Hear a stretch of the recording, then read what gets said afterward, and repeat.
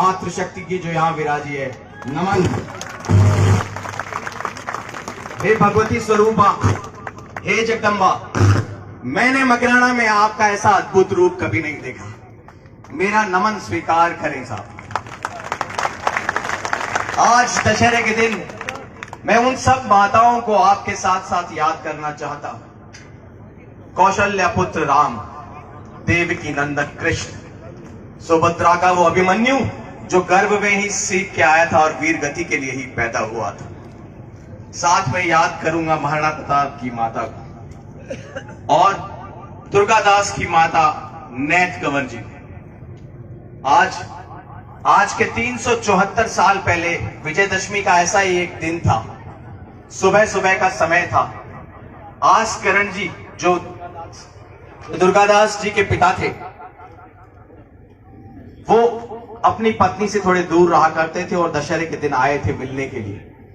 नेत कंवर जी भटियाणी सा माता विराजे थे। 8-9 साल के दुर्गादास भागते हुए आए और आके अपनी मां की गोद में बैठ गए और चुप से गए। तो माता ने पूछा, रे दुर्गा, यहाँ हाफ तो भागेड़ो किया आए हो रे, काहे उगो? क्यों माता कि तू तो बड़ा सबके बीच में तू काटो पंचायती करे। 15-16 साल का छोरा ने टाबरा ने तू यहाँ लिया डोले और आज तू भाग हमारी गोदी में किया आगो रे? क्यों बटे भाई दो सांड लड़ा, मन कोई कह दियो कि थारे में है हिम्मत और तू है राठौड़ तो रो कर दिखा। और मैं लड़ता सांडा का कान पकड़ लिया जना मैं लड़ाई तो रुकी पर मैं मारे लार पड़ता और मैं भाग और आर अठे लुगो। तो माता भी कानी देखकर दो आंखों में 2 आंसू ढलगा। क्यों दुर्गा, आज तो तू भाग्या हो। अगर तू इं ही कदे मुगला ने देख कर भाग्या हो रे बेटा, चना मारो तो दूध ही लजा दे। वो दिनों आप उस 8-10 साल के उस राजपूत बालक को देखना जो उस शत्राणी की गोद से जन्मा था। आसकरण जी पास ही विराजे थे। उनकी कम से कम 8.5 किलो की तलवार थी। उस 8 साल के बच्चे ने उस तलवार को उठाया और अपने पांव पे मार दिया। खून आ गया और वो बोला, मां जब ये पांव ही नहीं रहेगा तो तेरा दुर्गा कभी भाग के नहीं आएगा, शीश ही कटाएगा। अरे मातृशक्ति अने नमन है। मैं आपने बताबो चाहूं और आज निवेदन करबो चाहूं कि ये जो मातृशक्ति है, ये जो शत्राणियां है, आप में सत्व का अंश है। आप में उन्हीं सतियों के आप वंशज हो और ये वही शत्राणियां जिनके सत्व से हम लड़े, हमारे पूर्वज लड़े। मैंने तो निवेदन किया था और मैं देखना चाहता था कि क्या मेरे समाज में ये मुझे मातृशक्ति आशीर्वाद देने आएंगी, क्या मेरे इन युवाओं को जो ये मेहनत करने आएंगी।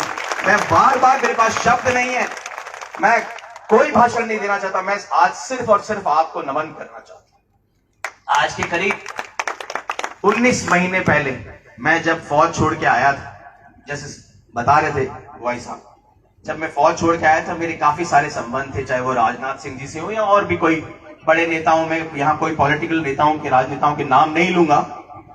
आने के बाद एक दिन मैं एक रिटायर्ड IAS अधिकारी साहब के साथ बैठा था जो दलित समाज से आते हैं, वो RPSC के चेयरमैन भी रहे, आप लोग समझ भी गए होंगे।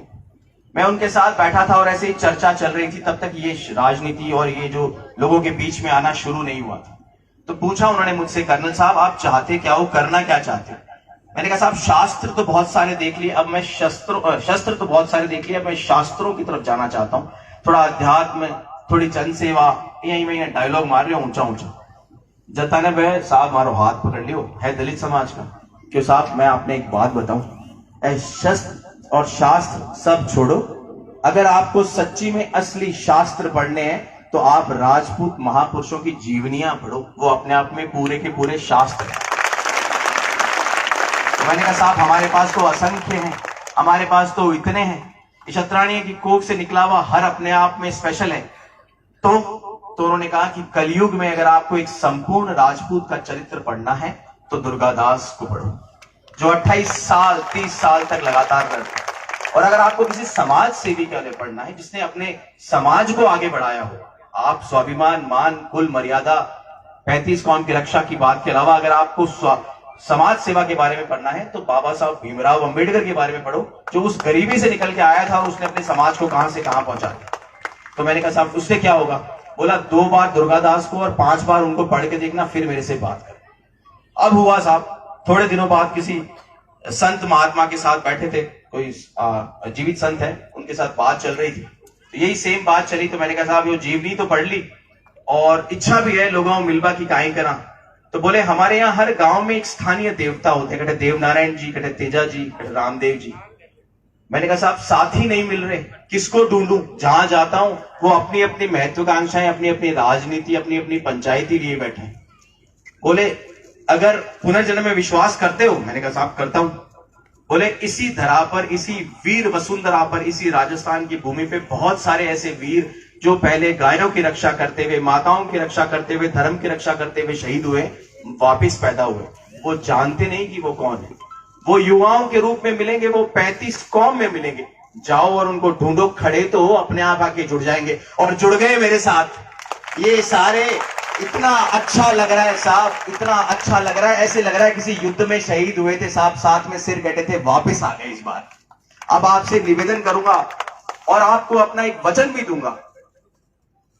मैंने एक क्षत्राणी की गोद से जन्म लिया है और इन सब क्षत्राणियों को और इस जोत को साक्षी मान के कहता हूं, जब तक मैं जीऊंगा, अगर आप कभी भी राजनीतिक तौर पे मेरे में इतनी सी भी गंदगी देख ले, आप कभी ये देख ले कि मैंने समाज के साथ इतना सा भी अंश मात्र का कोई सौदा किया है, उसी दिन उंगली उठा देना, जोड़ा झंडी छोड़ के चला जाऊं। अगर आप मानते हैं और जानते हैं कि एक राजपूतानी का बेटा होते हुए मैं 35 कौम की सेवा कर सकता हूं और न्याय दिला सकता हूं, उस दिन तक चाहे मेरा सिर कट जाए, मैं आपको इस 21वीं शताब्दी में जुझार होकर दिखाऊंगा साहब। ये मेरा चैलेंज है। मैं एक बार पुनः कोई राजनीतिक बात नहीं करते हुए आप सब लोगों का, क्योंकि बहुत लंबी बात नहीं करेंगे, हमने सवा एक बजे का हमारे श्याम जी ने समय दिया था कि दादा 1:15 बजे यहां से यात्रा प्रस्थान करेगी। मैं आप सब क्षत्राणियों का, आप सब मातृशक्ति का एक बार पुनः अभिनंदन करता हूं। आप सब जो लोग पधारे यहाँ, आप इस गर्मी में सारे के सारे लोगों ने इस अग्नि में और अपनी शक्ति में विश्वास रखा, उन सब लोगों को धन्यवाद देता हूं। और ये जो भी मेरी माताएं हैं, और दूसरा है चौहान और नरुकार है, बुरा मत मानजो, माँ के राठौड़ा की जो जत्ती भी है मातृशक्ति है ना, आपने मैं बैठ नमन कर पूछा।